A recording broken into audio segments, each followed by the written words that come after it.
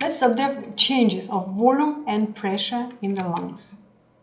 Here we can divide all the cycle into inspiration and the expiration.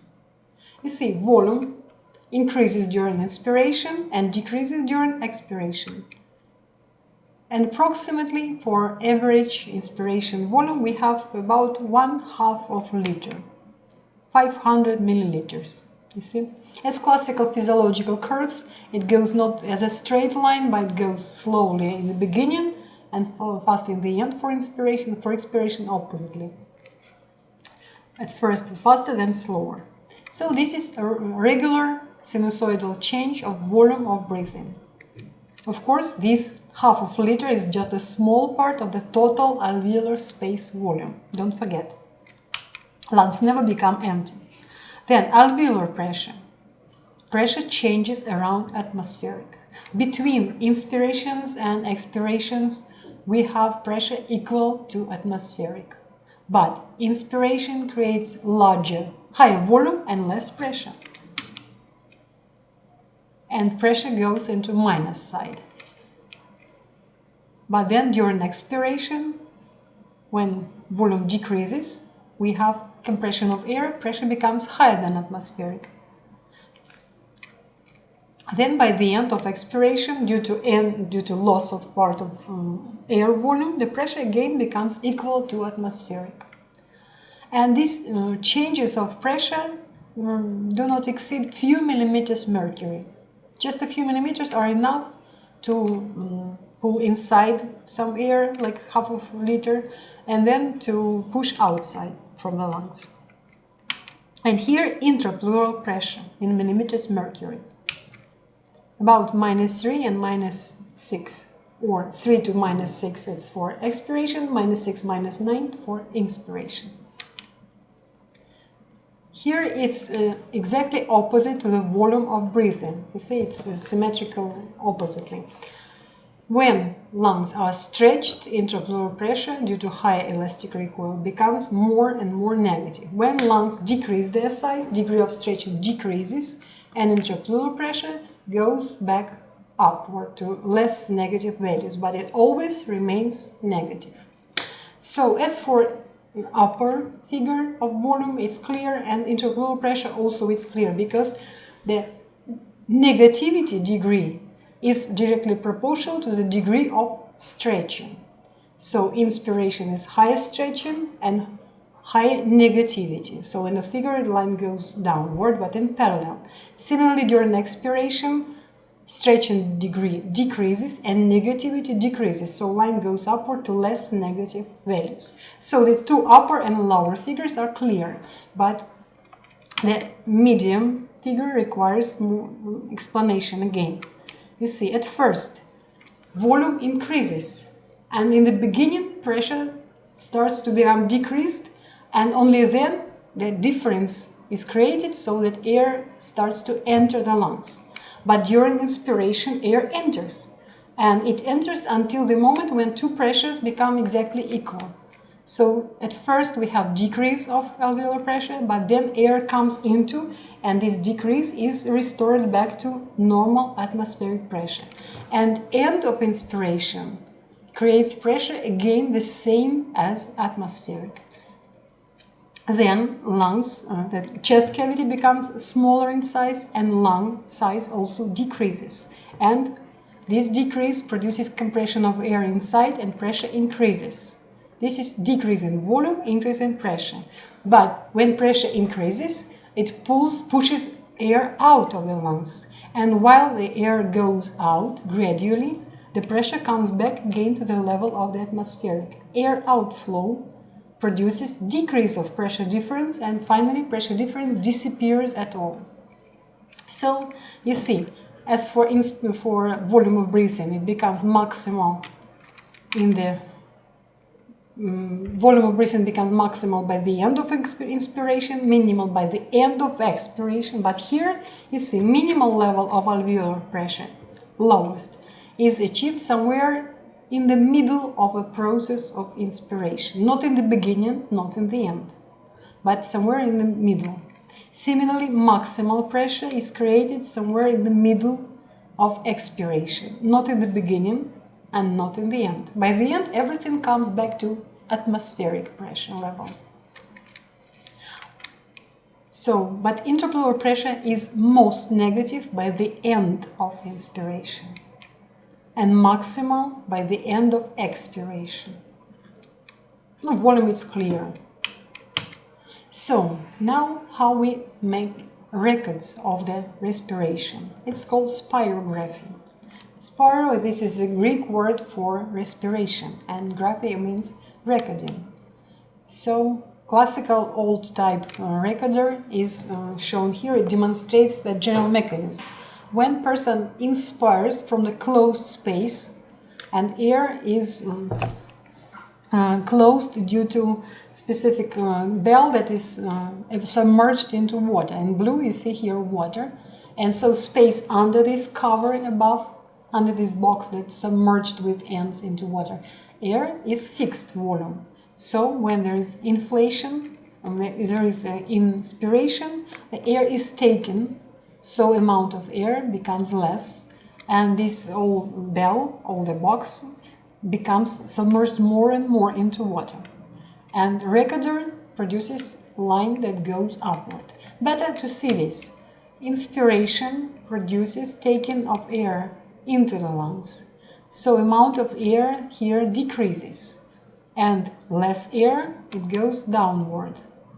And again, look at this. Simultaneously, the record goes upward. So the line shows upward line, which shows the inspiration. Oppositely, when there is expiration, look, lungs expel air back into the system. And here volume increases. If this volume increases, it floats upward. So line for recorder goes downward, and going downward line shows expiration. And regular respiratory movements produce sinusoidal line, which at rest is the quiet respiration, smaller size. And when it goes upward maximal, it shows the process of maximal inspiration. Maximal downward, it's a maximal expiration. And this is simply quiet, regular respiration. This total record is called spirogram. Spirograms can be analyzed. Many volumes can be calculated on the basis of spirogram. Frequency can be calculated because movement of record, velocity of record can be fixed, and so we can measure many factors using spirogram. Now let's observe the basic volumes that can be observed on the spirogram. And not only simply volumes, but specific capacities, which are also volumes, but some specific. Let's see, this is record of regular quiet respiration. Then we ask the patient or a tested person to produce, after usual regular inspiration, we ask to produce him maximal. And maximal can be very large. Then, for example, few normal respiratory movements. Then we ask to produce, after normal quiet expiration, maximal possible expiration. And so it goes downward more. Or we can ask to show full volume that can be expired after maximal inspiration. Look at this. Again, person takes maximal amount of air and releases all that can be expired. So, and all these volumes have specific names. Look, this small volume of quiet respiration is called the tidal volume. Average volume is 0.5 liter, half of a liter. Of course, it depends on the person. We all breathe differently, we all have different size of lungs, and generally it can be from 300 milliliters up to 800 milliliters usually. But the mean value is half of a liter, easy to remember, 500 milliliters. Then, inspiratory reserve volume. It can be very different depending on person, but mostly it's considered to be about 2.5 liters up to 3. But sometimes it's less, not necessarily it's pathological. Then, the expiratory reserve volume is about 1.5 liter. Note again that reserve volumes do not include normal quiet tidal volume. Only For inspiratory reserve volume, we take volume inspired above normal. Correspondingly, the expiratory reserve volume is the volume expired after normal expiration. And all these three volumes expired, like you can see in the process of maximal expiration after maximal inspiration. This is so-called vital capacity. This is the important index that characterizes the maximal abilities of the lungs to accumulate air. Vital capacity is often checked during medical examinations, and maybe you had the check of this parameter, and it's important. It shows maximal capacity of lungs. It's usually about 4 to 5 liters, but it's greatly variable, of course. We are going to assess normal value on the basis of some calculations that must be during the classes, and based on the estimation of the level of exchange, basically basal metabolic rate, but we'll discuss during classes. Now, you see, when a person expires all possible volume, it doesn't mean that lungs collapse. Lungs never collapse normally. So there is still certain volume of the air inside. And this unexpired volume is called residual volume. As we cannot expire this, by spirography we cannot measure this volume. Directly we cannot measure it, just by specific methods. It's also usually about 1.5 liters. Also, there is a capacity. Residual volume cannot be measured directly, and any volume that includes this also cannot be measured directly. And this is the volume that remains in the lungs after quiet expiration. It's a functional residual capacity. Simply residual volume is exactly volume that cannot be expired, what remains after maximal expiration. But functional residual capacity, what remains after normal, quiet, regular expiration. And you see, functional residual capacity is the product of summation of residual volume and expiratory reserve volume. Expiratory reserve volume can be easily measured, but residual volume, no. Therefore, functional residual capacity also cannot be measured directly. Totally it makes about 2 to 3 liters. So, and there is also total lung capacity that includes vital capacity with its 3 components, 2 reserve volumes and tidal volume, and also residual volume that cannot be expired. This is total lung capacity. As you may see, it may be up to 7 liters. Greatly depends on the size of lungs of the person. Now, here is a simply description of the previously shown volumes. Here, again, definitions, so I pass it quickly. Tidal volume is the volume inspired or expired with each normal breath. Then, inspiratory reserve volume, volume that can be expired above the tidal. Expiratory reserve volume, this is volume that can be expired after the expiration of the tidal volume. And residual volume that remains in the lungs after maximal expiration. Now, it's important to understand such a phenomenon as a dead space. Volume of air that fills the airways, except for smallest respiratory bronchioles, composes the so-called anatomic dead space. Why it's called dead space? Because it's not useful for exchange. Gas exchange does not occur. Only in the alveolar space do we have the exchange of oxygen and CO2 between blood and alveolar space. And smallest last respiratory bronchioles also may participate in this. The rest part, most of the bronchial tree, only conducts air and does not participate in their exchange. Therefore, from the volume that we inspire and correspondingly expire, from this tidal volume, not all volume of air is used for exchange. And if we want to know which volume we use for exchange, we should subtract the dead space. Air enters, tidal volume of air, let's say 500 milliliters enters, and First portions of air fill the alveolar space, but last portions of inspired air simply fill the airways. And this is dead space, anatomic dead space. It's considered to be standardly about 150 milliliters. In reality, of course, each person may have slightly more or less volume of this space. But for all calculations, we should take simply this 150 milliliters. And you say it's a rather large portion. Remaining volume, which participates in the exchange, makes only 350 milliliters. 350. It's an alveolar part of the tidal volume. But if you see the term anatomic dead space, you may suppose that there should be physiologic dead space. And physiologic dead space includes all areas where exchange does not occur entirely or occurs not properly.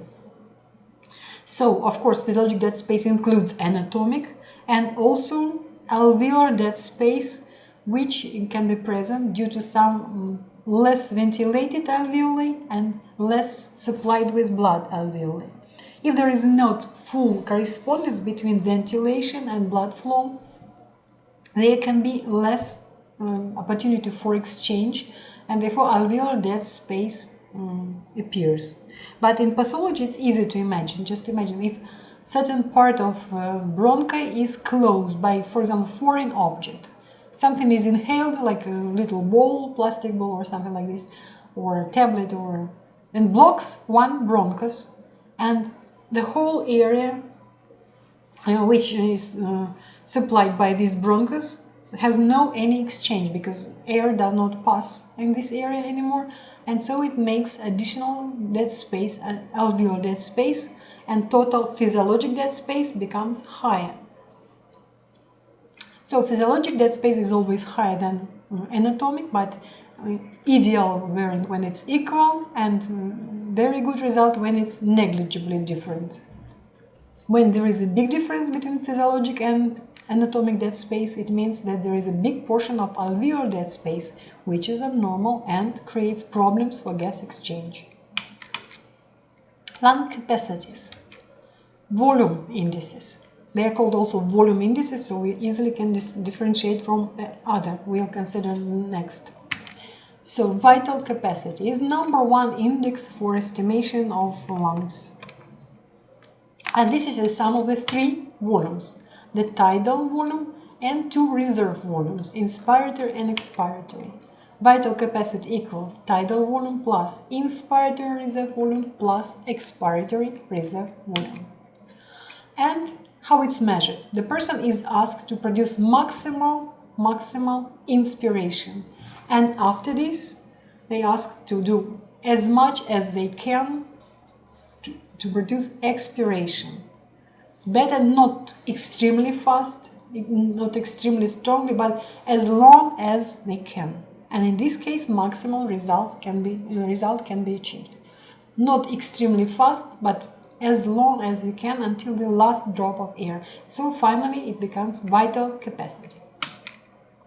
Also there is functional residual capacity, remembered from figure, is the sum of the 2 volumes that remain in the lungs after normal quiet expiration. There is still expiratory reserve volume that we can expire and residual volume that cannot be expired and cannot be measured therefore. So, and total lung capacity is summation of all 4 volumes, like vital capacity 3 volumes plus the residual volume. They are all volume indices, and among volume indices, perhaps the #1 is the vital capacity. But indices of lung ventilation, now calculation indices. Respiration rate is considered to be normal in wide range of values, from 9 per minute at least up to 20 per minute. So classical mean values are between 12 to 14 or so, but it depends on person. Some people breathe faster, some slower. Then tidal volume, mean value, as I already said, 500 milliliters. And variability is from 300 to 800. Then 2 indices of ventilation of the lungs. first index is called minute ventilation. So you see two above indices, tidal volume and respiration rate. And minute ventilation shows how much air was inspired during 1 minute. So if each time inspiration makes 500 milliliters, for example, and the person did it 12 times, for example, so 12 times per half of liter makes 6 liters per minute, for example. So tidal volume by respiration rate. It's simply analogical to the cardiac output calculation, stroke volume by the heart rate, but here tidal volume by respiration rate. But if we need to estimate how much air did reach the alveolar space and participated in the exchange, we need to take into account that not the whole total tidal volume enters the alveolar space. And so there is alveolar ventilation index. And this is, for example, 14. So 14 per half makes 7 liters. Now, alveolar ventilation. Alveolar ventilation is tidal volume minus dead space. So, in this case, if person inspires 500 milliliters, but 150 goes for dead space, so remaining will be 350. So 350 by 14 will make different values. It will be 4.7 liters per minute. You see the rather big difference of the minute ventilation and alveolar ventilation. Alveolar ventilation is always less, and less practically by, you may conclude, if you modify this equation for alveolar ventilation, you see, you can put first tidal volume multiplied by respiration rate, and then minus dead space by respiration rate. So you can see here the difference between alveolar ventilation and minute ventilation is exactly multiplication of dead space by respiration rate. Because tidal volume multiplied by respiration rate is exactly minute ventilation. So therefore alveolar ventilation is minute ventilation minus dead space multiplied by respiration rate. And dead space is something standard, unchanged, constant. But respiration rate, therefore, you see influences. The higher is respiration rate, the greater is loss of ventilation for dead space. Part of ventilation is lost for dead space, which is useless. And so, with higher respiration rate, the respiration is less efficient. Of course, the regular respiration usually is controlled by the body needs, and we don't make it intentionally. And usually body takes not great respiration rate, and it makes not great loss for dead space ventilation. But generally, with the same minute ventilation, the loss for dead space ventilation increases with higher respiration rate. And more effective is the inspiration less often but deeper. Calculation of minute ventilation on the spirogram. Look, if you have record, just a piece of record with indication of time and indication of volumes, so you easily can recalculate it per minute. You see, here, minute ventilation generally is multiplication of tidal volume by respiration rate. As for minute volume, you see, it oscillates between 700 and 300, so difference volume inspired is now 400 milliliters. This is tidal volume. As for respiration rate, you may count. For 20 seconds, we have 1, 2, 3, 4 respiratory cycles.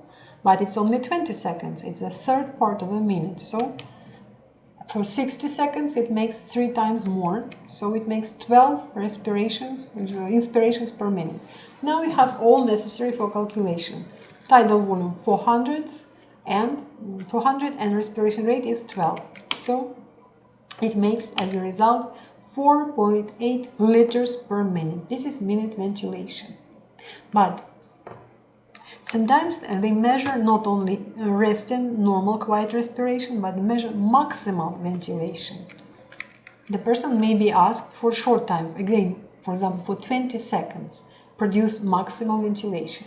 Maximal ventilation is achieved when we increase volume and rate both, but not up to maximal values. With maximal depths, it's hard to maintain high rate of ventilation. With maximal rate, it's very hard to do deep inspiration. So actually both values must be high but not maximal. And as a result, their multiplication will give maximal result. Look at this maximal ventilation example. For a short time, person did, you see, 8 inspirations for 20 seconds. And volume was great. You see, 5 maximal, and beneath it's 2 liters. So really difference, tidal volume makes 3 liters now. It's not regular resting level, but it's also tidal volume for this case. And usually we call tidal volume only for quiet respiration. So in this case, tidal volume is 3 liters and respirations 8 per 20 seconds make 24 per minute. So total minute ventilation is 72 liters per minute. Really, it's not maximal possible ventilation. It can be even higher. But you see how great is the reserve of our ventilation. Now, what we discussed before is mostly calculation of volume indices and indices of ventilation, time by time multiplied by rate. Now we come to flow indices. Volume indices are vital capacity mostly, and each individual volume. Flow rate, very important indices. Flow indices are the estimation of how quickly, how much air is expired or inspired within certain time. So it's like passage through cross-section of airways of certain volume of blood. It's like volume velocity, just by airflow. Peak expiratory flow. According to peak, it's maximal achieved during expiration. Expiratory is during expiration, clearly flow. PEF. This is important index for estimation of normal state or genuine state of bronchi. Maximal volume velocity that is achieved during forced expiration. So we do something like before measurement of vital capacity, do maximal inspiration, but then we expire not very slowly, extremely fast and forced. So, and during this we measure the volume velocity, how many liters pass per second through the measuring device. And measuring device is peak flow meter, and method is called peak flow metry. This is clearly English name because previously it was called using Greek roots, pneumotachometer. Pneuma for air, tachys for quick, for estimation of velocity. But now generally they are called exactly like English roots using word peak flow metry. So it measures peak flow, maximal flow. You see, during expiration in liters per second, we start from 0, forced expiration, it quickly reaches maximum and then it goes downward to 0 back. But peak, which is reached during expiration for a short moment, this is peak expiratory flow, and this is important index that shows how open are airways. Are they open enough or not enough? This peak expiratory flow is important index for estimation of the state of bronchi. Let's see. And due value we can calculate for each person using the vital capacity, real vital capacity of a person. And peak expiratory flow should be approximately quarter higher, 25% higher. Look, due value of peak expiratory flow is 1.25 multiplied by vital capacity. First, let's understand why it's higher than vital capacity. You understand that person cannot expire more than his or her vital capacity. But look at the figure. The peak expiratory flow is reached for a short moment. If such a velocity is maintained during the whole second, it means the person should expire within the second more than vital capacity. It's not possible. But it's reached for the fraction of second and then it goes downward. It's a peak velocity reached for a short moment. And it really should exceed vital capacity. At least actually I would say for you, for simplicity, at least it should not be less than vital capacity. The minimally it can be equal, because if you calculate certain value, each person not necessarily will be exactly with the same calculated peak expiratory flow. It can be plus minus, and this plus minus allows 20% plus minus. It's a great range. And if you subtract 20% after addition of 25, you come back to vital capacity. So minimal level is vital capacity itself. Maximal can be higher, but high no problem, just it should not be less. We'll come back to consideration why and what is exactly characterized by flow indices, but let's finish. Normal peak expiratory values, absolute values, are approximately for men above 5 and up to 10 liters per second, and for women it's between 4 to 8 liters per second. And here again, if it exceeds upper limit, no problem. The main problem if it's less than lower limit. And basically it's general values, absolute, but for each person individually it can be calculated as due value of peak expiratory flow. And remember, for simplicity, you may always estimate it. If peak expiratory flow liters per second, its value is less than vital capacity, it's decreased peak expiratory flow.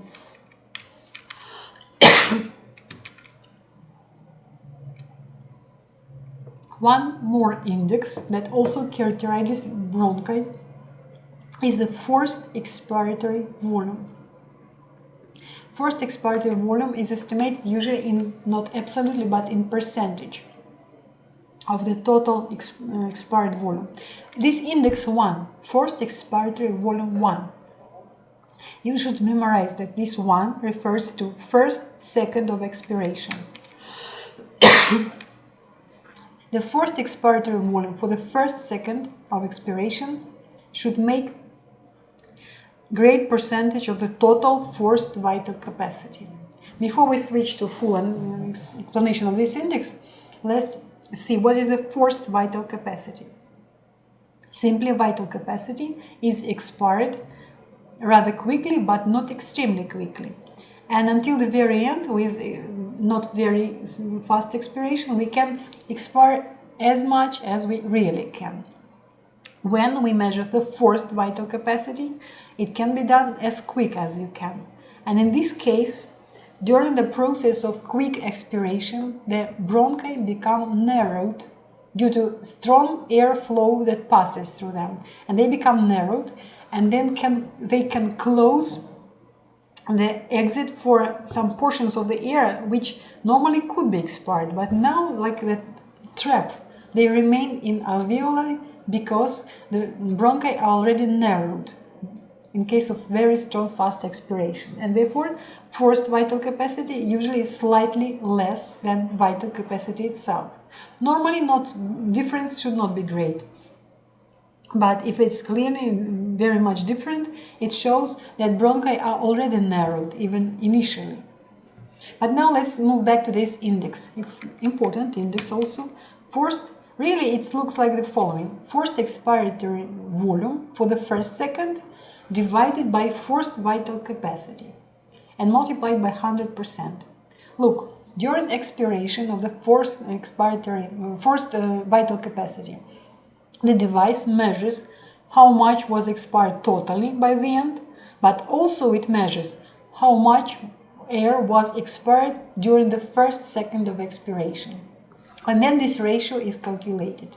And normally it should be at least 70 and normally up to 85%. One standard value is 80, but better remember lower limit 70 and high upper limit. So you see that healthy person during forced expiration, maximal expiration, within the first second already expires no less than 70% of the total volume, and better more, better about 80%. So, and this percentage shows normal opening of the airways. If airways are narrowed, constricted, the expiration volume, forced vital capacity, may remain normal as a total, may remain normal, but within the first second, person will not be able to expire this 70%, or not to say about 80. So the index becomes decreased, less than 70. And this index shows the presence of narrowing of the airways, as well as previous index, peak expiratory flow. Also, it becomes less due to more narrow bronchi. If they open enough, the peak expiratory flow reached is normal. But with a decreased possibility of bronchi, there is a decrease of both this index, forced expiratory volume for the first second, and peak expiratory flow. So it's a portion of vital capacity that is expired within the first second of maximal forced expiration. Be attentive, not 1 second, but first, not the second, not second, not third second, not the fourth one, but the first only. And it should be at least 70%. So if you take the median value of 80, it's 4/5. Also, this is called index stiffness, but it depends on traditions. In some sources, they simply say forced expiratory volume, even not taking into account that in reality it's not absolute index, but percentage index. But full name of this index is index stiffness, the French name, so it's different spelling. So, examples of ventilation abnormalities. Basically, we have two distinctly different ventilation abnormalities. First one is obstruction. Word obstruction clearly shows that there is something obstacle that blocks airways. It's obstruction, and best example is asthma attack, when bronchi become constricted and narrowed, and therefore air passage is obstructed through the airways. Usual cause of asthma is contractile hypersensitivity of bronchioles in response to the different foreign substances in the air. And different foreign substances operate as allergens that stimulate the process of mast cells degranulation. I hope you remember generally that if there is hypersensitivity, mast cells already have attached immunoglobulin E molecules that serve as receptors for allergen, and when corresponding antigen or allergen binds to, it stimulates release of granules, degranulation of mast cells, tissue basophils. And exactly for asthma, this process occurs within the mucosa of the airways. Mast cells are present in mucosa as well, and normally they do not respond by this release of granules in response to different substances present in the air. But in people with hypersensitivity, this happens, and histamine released into mucosa produces its action on vessels. No, first it produces its action on smooth muscles, and smooth muscles become contracted. So there is constriction of bronchi, but also it produces its action on vessels with higher permeability and higher accumulation of fluid in the interstitial space. So there is interstitial edema. You remember, histamine produces constriction of venules stronger. It dilates, it dilates arterioles more than venules, so that entry into capillaries, entry of blood increases and outflow decreases. So high pressure in capillaries produces excessive filtration of fluid into tissues, and interstitial edema develops. Additionally, there is a high permeability of capillaries, and so you may imagine that cartilages do not allow the bronchial edema, bronchial mucosa to be progressively move outward. Only inward, the edema goes, and the lumen becomes extremely small. Plus, thick mucus, excessive secretion, blocks the remaining lumen, and each inspiration cannot simply pass through this bronchi, and people feel almost suffocation in case of severe asthma attack. So this is a so-called obstructive type of abnormalities in the lungs. It's airways obstruction. Of course, obstruction can be mechanical due to some inhaled foreign object, but classical example of obstructive type of abnormalities, this is asthma attack. Then, the opposite type, in a different type, is a restriction. While obstruction mostly refers to problems in the bronchial, in the airways, generally, in respiratory airways, restriction mostly affects the lung tissue itself. This is lung fibrosis. Fibrosis usually comes as the outcome of the long-term inflammatory process in the lung. This long-term inflammatory process can be of different origin due to different specific infections, and in many cases also it can be caused by foreign particles which cannot be destroyed by macrophages, like I said, for industrial types of particles. So first, prolonged infections or certain harmful job conditions. You see, exposure, chronic exposure to the dust particles suspended in the air, like coal particles, silicate particles, asbestos, and many different others that cannot be, they can be only taken by macrophages. New and new macrophages enter the lungs, and lung tissue becomes filled with macrophages, which is excessively overloaded by these particles, and gradually, year after year, decade after decade, it brings the fibrosis of lungs.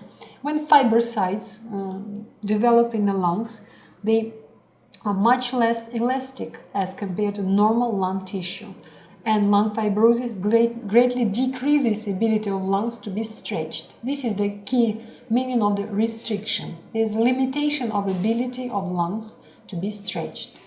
So you may predict which index will first change. This is maximal ability of lungs to be stretched, which is reflected by the vital capacity. So the main index which testifies for lung fibrosis is very low vital capacity. Lung compliance is decreased, ability to be stretched decreases, and vital capacity decreases. Alveolar walls become thicker and less suited for exchange, gaseous exchange.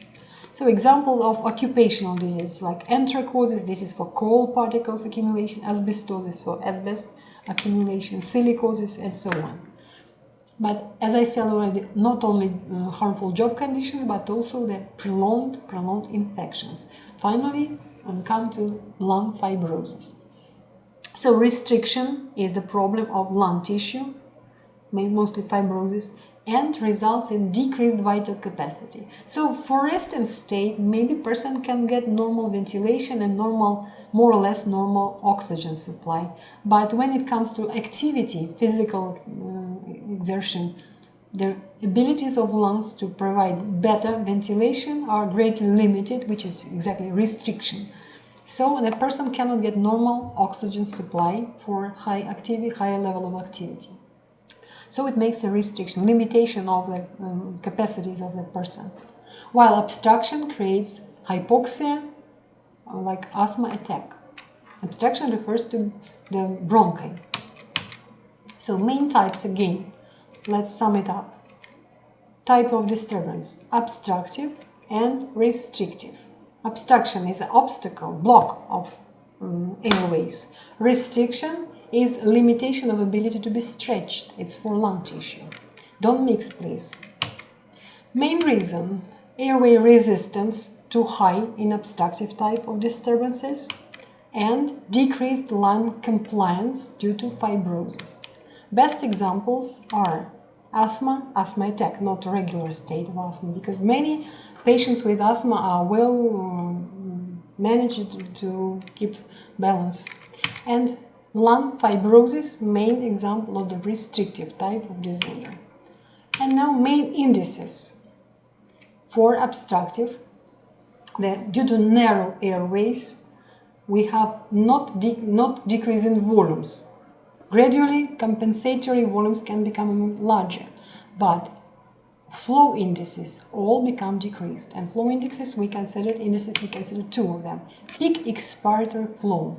If you calculate, or even without calculation, if you see that it's less than value of the vital capacity, It's clearly obstructive type of disorders. Peak expiratory flow should exceed vital capacity, or at least at the minimal level should be equal in value. Don't mix. Peak expiratory flow is liters per second, while vital capacity is simply liters. But value should be higher than vital capacity, or at least equal.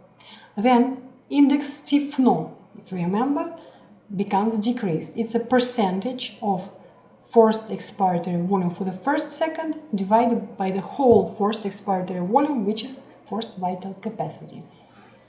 In some sources they may measure in parts of 1, like 0.7 is minimal, but if in percentage it's 70%. It doesn't matter which way we express it.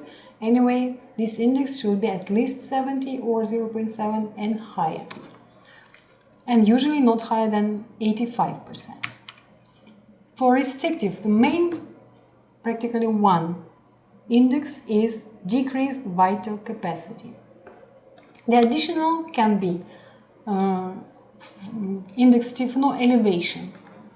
You see, it can be elevated because, you see, index itself is proportional to the forced expiratory volume for first second, is inversely proportional to forced vital capacity.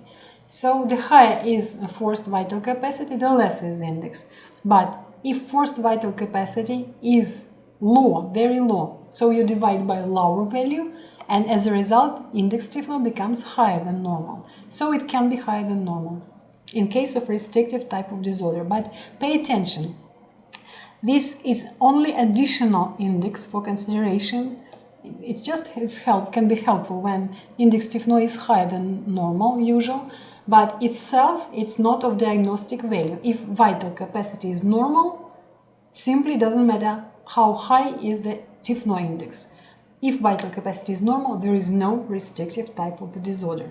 If vital capacity is present, actually it doesn't matter which value is for stiffness index, but usually it tends to be at least normal or higher than normal because of very low forced vital capacity. Vital capacity is decreased and forced vital capacity clearly as well. So if, for example, the person has only 2 liters the whole vital capacity, almost all these 2 liters can be expired within the first second already. So index becomes high. Flow indices in evaluation of airway resistance. Look, now you can see this index stiffness shown as a figure. This index is measured on the basis of figure of expiration volume that goes with time. And look what normal is done. Person starts to expire and expiration takes few seconds, not one, few seconds. But you see what is important, that within the first second already 80% is expired. So it's perfectly normal index stiffness.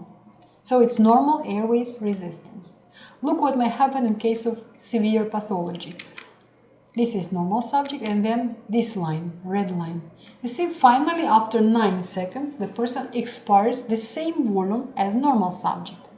But airway resistance is extremely high because you see, within the first second this patient managed to expire only, let's see, only 35% approximately of the total forced vital capacity. Stiffness index 35% is twice less than minimal limit, 70. It should not be less than 70, and we have 35. It's very severe case of high airway resistance or of obstructive type of disturbances. So it's obstructed airways diagnosis this line represents. Also, peak expiratory flow, simply. It's also recorded as a figure, and look what may happen in case of pathology.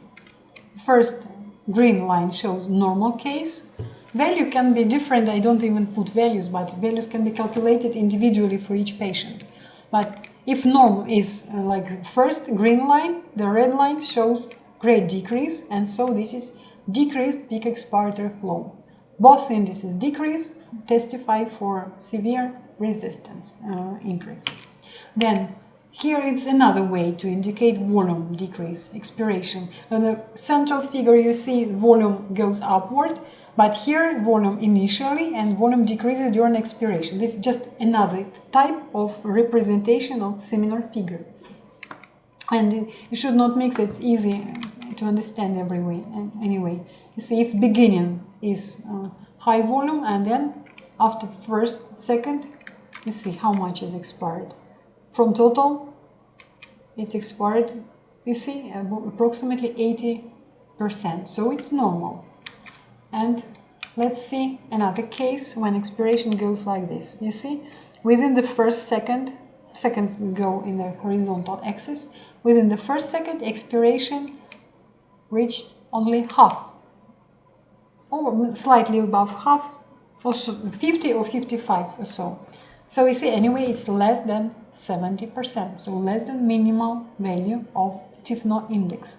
So forced expiratory volume for the first second, absolute value is decreased and the percentage value is also decreased. So all these cases, all these red lines testify for obstructive type of lung disturbances, which means that there is great obstruction and great resistance of the airways. Obstructive disorder like asthma. Contemporary methods of measurement involve regular measurement of peak expiratory flow by patients, because contemporary peak flow meters are little in size and carried like a pen in the pocket, and they can monitor each day a few times to keep normal value to maintain, and also they can adjust even the dose of their medicines for treatment, so that keeping the normal value of peak expiratory flow at least.